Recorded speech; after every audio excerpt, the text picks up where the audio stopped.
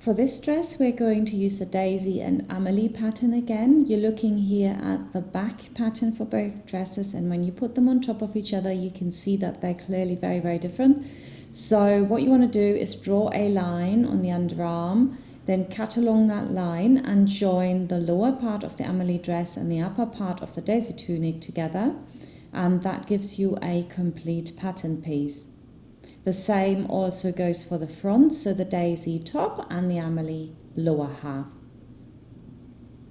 We also need the gathered short puff sleeve and the tunnel for the elastic, but you could also just cut your own bias binding, then the facing, of course, and the ruffles, both short and long. Here you can see the back of the tunic, which has a snip in, which is very important because that shows you how far you sew the dress up. The facing can be interfaced with iron-on violin, or you could just do it in the area where you have the closure. Very important is to mark all the bits where the sleeve goes, so the sleeve beginning and the sleeve end, as marked on the pattern piece. And you can cut off this side already, and it fits together very nicely, as you can see here. Now then, we have got the bias binding, which I cut from a long strip of 45-degree angled fabric, and then you just have to cut off the edge, and then 2.5 inches is about enough for this. Actually, it's a bit wide, so if you're working in centimeters, you might want to just go for 5 centimeters. That's much better because most elastic is not that wide.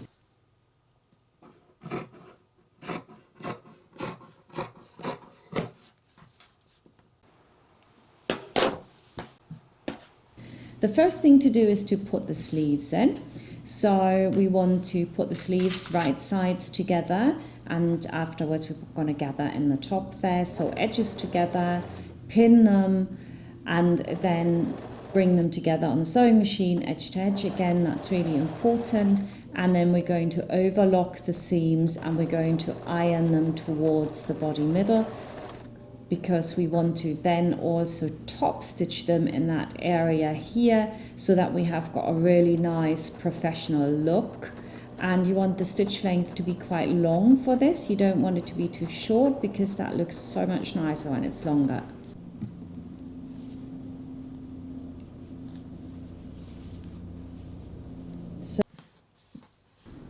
And now we're going to put the bias binding or the tunnel, depending on what fabric you have chosen to use, onto the inside of the fabric so it rolls to the outside. Make sure that you leave a gap at the end so that we can actually close the side seam later. Now we're going to put our gather stitches in. So line up the presser foot with the edge of the fabric for the first line, and then for the second line you line that up with the edge of the presser foot again and go all the way over, and you need the longest stitch available to you on your sewing machine.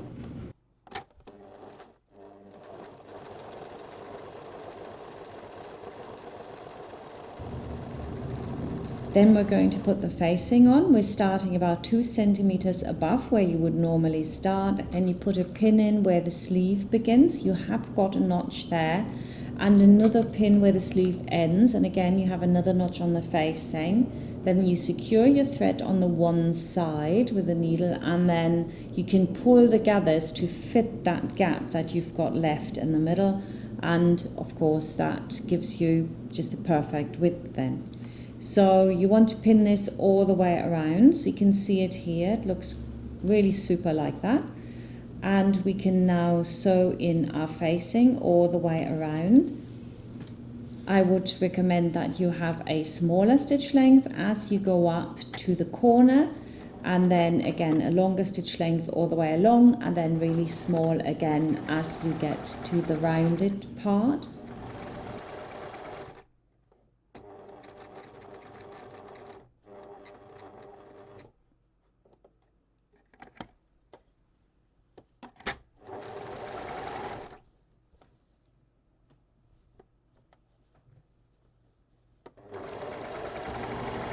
So you can see that here I go around it, and you could mark this round shape first if you liked. If you think that maybe you won't get it quite right, then I would recommend that you do that. Make sure that the needle is in the fabric when you lift the presser foot to turn and to do the last little bit coming down.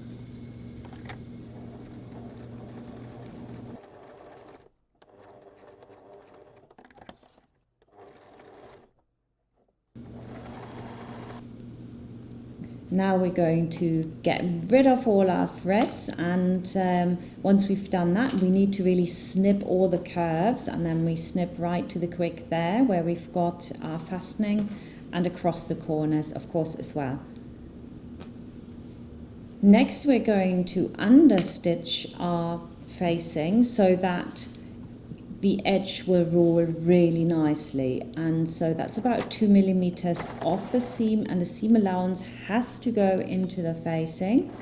Then we can iron the whole lot really easily. You'll see the difference that makes, and on this one I've top stitched from the end of the sleeve to the other side so it can't roll, but as you can see here, the facing is still coming up a little bit because it doesn't like having a puff sleeve there. So you can, with a few hand stitches, secure the facing to the seam of the sleeve. And if you really want to, you can also do like one stitch there where you've got the sleeve, but it's not necessary.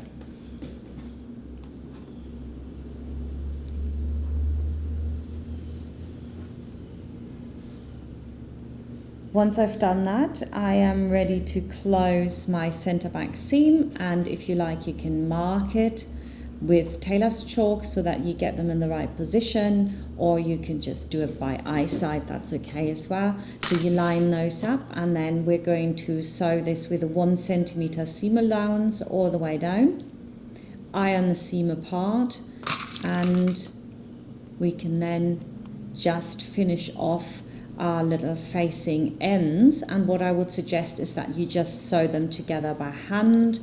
That's far easier than doing it with a sewing machine, and it looks good every time, which is very important. So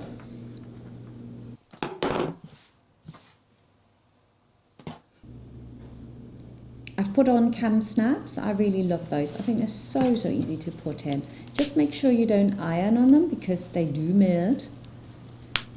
Now we're going to do the side seam, and you've left a little bit open there so that you can actually get in, and then it's overlocked and ironed towards the back, at which point of course I can now close the check, and 1 centimeter seam allowance again, or whatever, you know, just make it fit. Sew it across, iron it apart, and then you can sew it against the lower part of the sleeve as well, so it looks like this, and it's all done. And that's really quite easy. I prefer to put like the long lines on first because it's harder to do when, you know, it's all together. You've already ironed that fold in, so it's really easy now. You just fold it over, pin it in, and then we're going to sew this all the way around with an opening gap, of course, so that we can put through the elastic. And this width is really quite wide. I think you need it maybe a bit slimmer. It depends on your elastic and the width that you need. I'm using 9 inches here, but I think you need to measure that on your child, what feels comfortable, and then pull it through and close the gap. Now we're going to do our skirt again. So if your fabric rolls a lot, pre-starch it. That makes a lot of sense. It prevents it from rolling. And then overlock the lower edge and sew the side seams together, and then we're going to sew the hems. Just a quick word of advice: if you have a check, do not sew the hem from the inside because it does look really messy, like you can see here. I made a mistake. Second one, of course, I did it right. And you should be sewing it from the outside. If you have already ironed it up a certain amount, then it will not come off your overlocking on the other side. You can almost see it and feel it, you know, as you're sewing anyway. The underneath layer, of course, you can do however you please, really. Both ways will be fine. And in this case, I've done it from the inside because it really doesn't need to be the outside. If you're into double stitching, you can do a double stitch as well. So just stitch foot width again next to the line you've already got. And then you want to bring both those layers together, and we're having the wrong side here facing the right side, so that they're both facing up basically. And then I'm going to put my gather threads in from one side seam all the way around until I get back to the same side seam. And I put 2 gather lines in, 1 foot width from the edge and the other 1 foot width again from that line.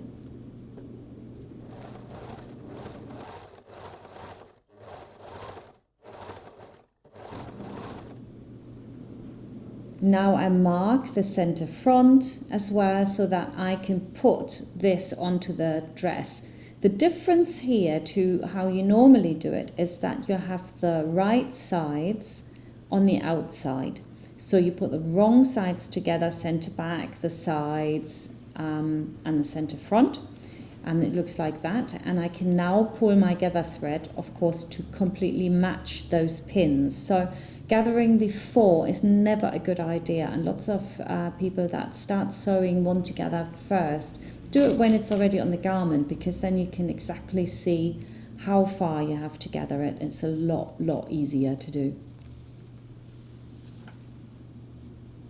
I've sewn this on now, so I've got the rough edge to the outside. Next, I want to put a ribbon on to cover my rough edges. When you put the skirt on like this, it's not so bulky and it won't stretch as much. And in industry, they often also, if they do overlock it, they put an elastic in, but these elastics are hard to come by. So I'm just covering it with this ribbon. So you want to start where the bow wants to go and sew it on just over your original stitching line that you've got there, and then we do another line at the top. And this really isn't something for a beginner. I would really not advise you to try something like this unless you can sew or have been sewing for a couple of years, because velvet does move and these ribbons aren't that easy to put on. But of course, if you have experience in sewing, then this is a great way to dress up a dress. You come to the end and you can fold one end in, but because I'm putting a bow over the top, that is not necessary, but you can do that. Then I start on the upper side again and I go all the way around. I do need to stretch the fabric, otherwise it's not going to fit on. So what I've done later on is that I made the pattern for you guys. That's why the Amelie on the lower part is so much slimmer than the Daisy, because it will stretch and I didn't want it to look too big. So now we just fashion a bow, so cut off here and then sew down the middle. Put around some of the bias binding you've got left, and that just goes onto there. And I'm going to put 2 little ties underneath it. Whoops, wrong way around. So there we go. And then I just stitch on either side to fix it all into place. So first I stitch those on, and then on either side here, and you're basically finished. You've got a beautiful seasonal dress for Christmas, but if you did it in different colors, of course it'll go all year round. If you want to see more versions of this dress and how to combine the 2 patterns, or just use the 1 pattern in fact, then pop on over to frocksandfrolics.com, the project page for Amelie and Daisy, and see what else you can do.